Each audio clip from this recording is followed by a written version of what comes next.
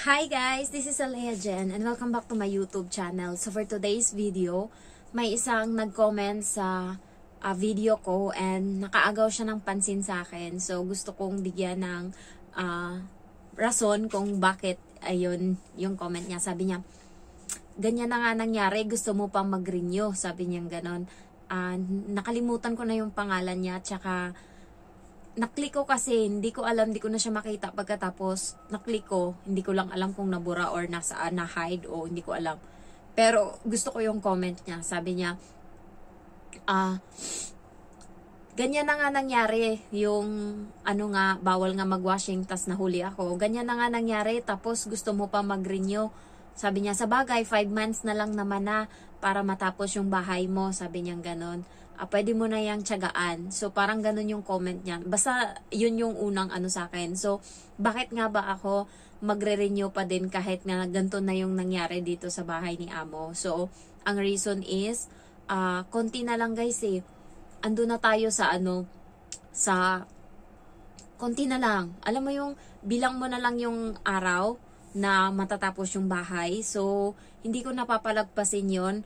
And kapag bagong amo na naman, magbabago na naman yung lahat-lahat. Pag bagong amo, uuwi ka ng Pinas, mag-antay ka ng working visa doon, mag-a-apply ka dito sa Hong Kong, panibago na naman lahat, magba-back to zero ka, imbes na tuloy-tuloy na sana. And dito guys, swerte na din naman ako kahit papano kasi isa lang yung bata, tapos yung madam ko wala naman siyang pakialam kung anong gagawin ko kapag nandito siya sa bahay and wala yung bata na sa school. Basta trabaho lang ako, tapos siya magpaluto lang dyan kung gusto niyang kumain, and pagkatapos niyan pasok na yan siya sa kwarto, wala na siyang pakialam sa akin, hindi niya ako sinisita sa mga trabaho ko. Basta pagpatak ng 2:00, kung wala naman na akong gagawin, papasok na ako dito sa kwarto para matulog.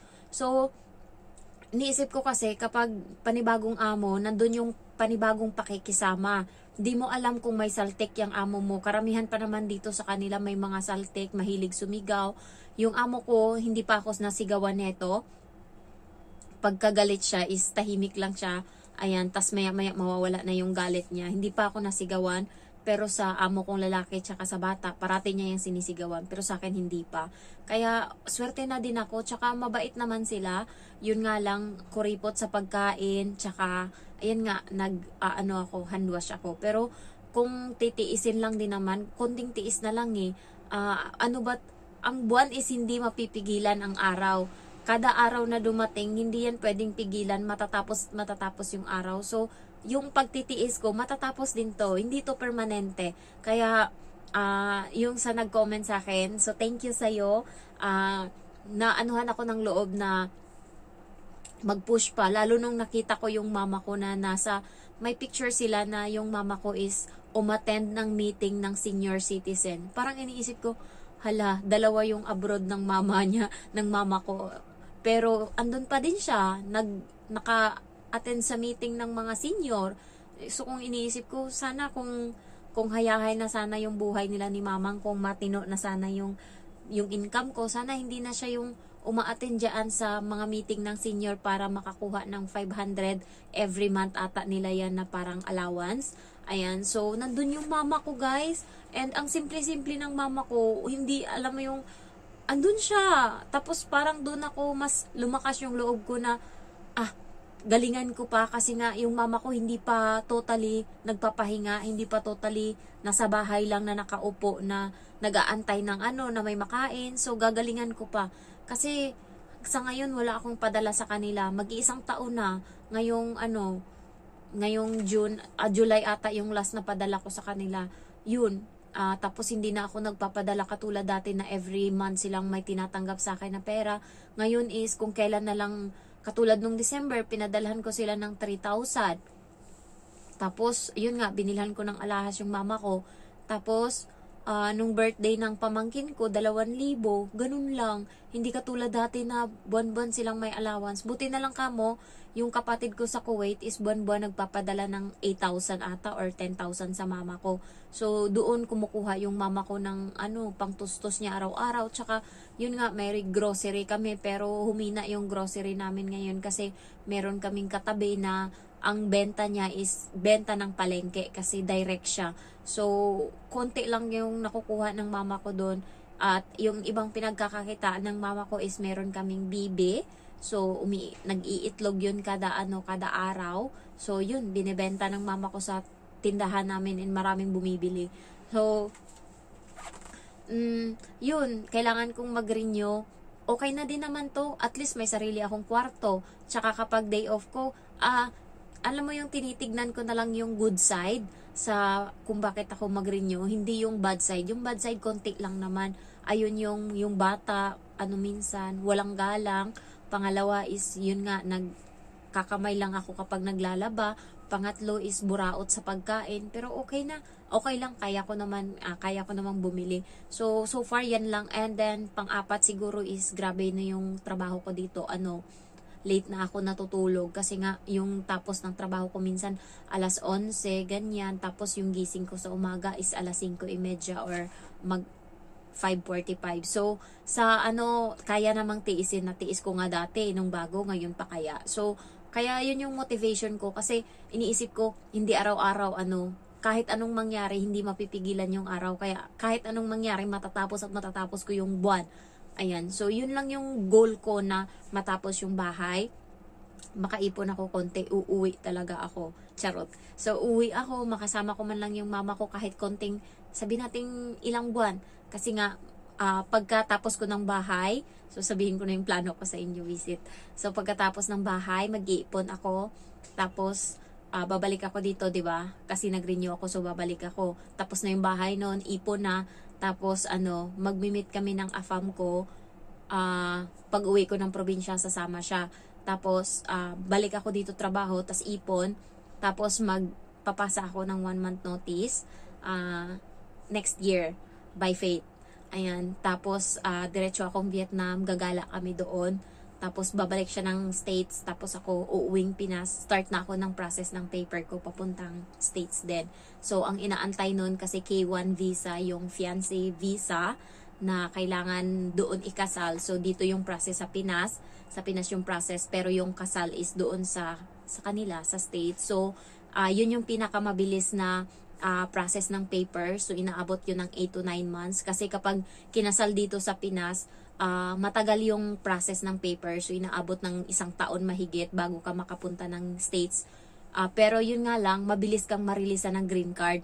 Pero kapag yung process is fiancé visa, mabilis kang makaalis papunta ng States, pero matagal kang magka-green card kasi doon ka pa ikakasal, madami pang proseso, so may aantayin ka pa. Pero okay na din yun. Siguro mga 1 year ako mag-antay pag nandun ako sa States bago ako makapagtrabaho. Sabi ko sa jowa ko is magtrabaho ako and ipasok niya ako sa trabaho niya kasi sa Amazon siya nagtatrabaho, siya doon, manager. Tapos sabi ko, marami daw siyang nakikitang Pinoy na nagpa-packing doon. So, yung sahod ata is parang sa pera natin is 250,000 pesos. So, sabi ko, pwede na yan, malaki na yan kaysa dito sa akin na 35,000. Sabi ko, kasi sa kanya, siya, iba yung sahod niya. Sabi niya, pero may nakikita daw siyang mga Pinoy doon. So, ayun yung goal ko para mabili ko yung lupa doon na sinasaka namin ngayon, maging amin na. So, ayun yung, sinabi ko na din yan sa jowa ko kasi tinanong niya ako kung ano yung goal ko. Tapos sabi ko, ayun. So, yung jowa ko pala, hindi pwedeng i-reveal, charot. Hindi pwede, pero sa Facebook nakikita niya pinopost ko doon. So, spoiled naman ako kahit papano, pero hindi kasi siya mayaman. Nagmula din siya sa mahirap, pero nagtitipid siya ba? Alam mo yung nagsisave siya. So, mabait siya kasi nung nandito siya, tinatanong niya ako. Always ako yung nagdidesisyon kung ano yung kakainin. Tapos pagpupunta kami ng grocery, ako yung nagdadampot kung anong gusto kong damputin, kung anong gusto kong bilhin. Tapos napunta kami sa store ng Le Creuset, pinakamahal yun. Yun yung mga ng amo ko dito. Tapos sabi niya, gusto mo ba? Sabi niya, bibilhan kita. Sabi ko, hindi. Isang pot nila doon is isang sahod ko na dito na sa Hong Kong. So, ganun kamahal yung Le Creuset. Sabi ko, hindi, ayoko. Tapos, ayun, binigay niya na din sa akin yung card niya. Kasi nung nakaraan, may hiningi ako sa kanya na kailangan ko magbayad online. Tapos yun, inano niya ako. Binili niya yun. Binigay niya sa akin yung card niya kasi kailangan ko ng card. Kasi yung yung card ko is ayaw gumana ng OTP, hindi nagsisend sa akin. So, yun, ginamit ko yung card niya. And sinabi ko din sa kanya nung nakaraan na ngayong birthday ng mama ko is gusto kong bumili ng ref pang regalo. Tapos sabi niya, tanungin mo kung magkano, bibili natin. Sabi ko, ayoko. Gusto kong ako mismo, yung sarili ko ba, yung makikita ko, ay ako bumili niyan, akin yan. Gusto kong ganun, ayokong, kaya kahit ino-offer niya sa akin na yung bahay, ipagawa natin, tulungan natin, hindi, okay na, ako na. Kasi gusto kong makita na akin yan. Gusto kong ganun. So, ayun, tinitiis ko lang to. Hindi naman to permanente. Yung kaibigan ko nga nasa Russia na, 'di ba? So, ang ano na ng trabaho niya doon, sinusundo siya ng limousine, charot. Totoo, ang ganda na ng ano niya doon. So, swerte niya doon. Sabi niya nga sa akin, pumunta ka na, ganyan. Yung gagastusin guys is mga nasa 250,000 pesos up. So, mabuti sa kanya, nakaprocess siya kasi nga, yung amo niya is, Irish, yung mga puti. Tapos, nag-away sila ng ng katrabaho niya. Nagsabi sa ngayon sa amo niya na mag-break siya ng contract. Tapos, nag-usap sila, sabi niya, pupunta siya ng Russia. Tapos, sabi ng amo niya, sige, mag-break ka hanggang ganito, bibigyan kita 1 buwan. Pero, hindi ko ikakat yung visa mo. Pwede kang mag-apply. So, November pa natapos yung 1 day niya doon sa amo niya. Last day niya, November. Pero hanggang umalis siya, January, hindi na-cut yung visa niya.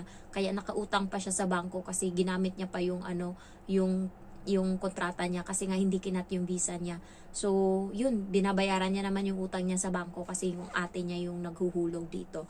So, ayun guys, nasagot ko naman na siguro yung tanong kung bakit hindi ako pwedeng magre-renew talaga ako dito. Kailangan ko yung bahay.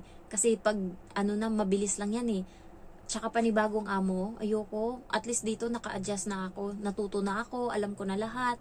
Hindi ako marunong sa lahat ng gawaing bahay. Tinuruan lang ako ng amo ko. Kaya baka pag napunta ako sa ibang amo, is hindi ko kakayanin yung trabaho nila, lalo pag perfectionist. Tsaka yung kaibigan ko nga sinabi sa akin na gusto mo yung part-time ko kasi 3 yung part-time niya na iniwan, yung nasa Russia ngayon. Nagpa-part-time yun, nabubuhay siya, wala siyang trabaho dito nung nakaraan, 'di ba? Kasi nga November tapos na siya, last day na siya sa amo niya. Pero may part-time siya every week. Yun, 3 tas iba pa, may marami siyang part-time. So, pero yung pinaka-regular niya talaga na part-time, 3 tao sa loob ng 1 linggo. So, ayun, sabi niya sa akin, Korean daw yun, kung gusto ko daw.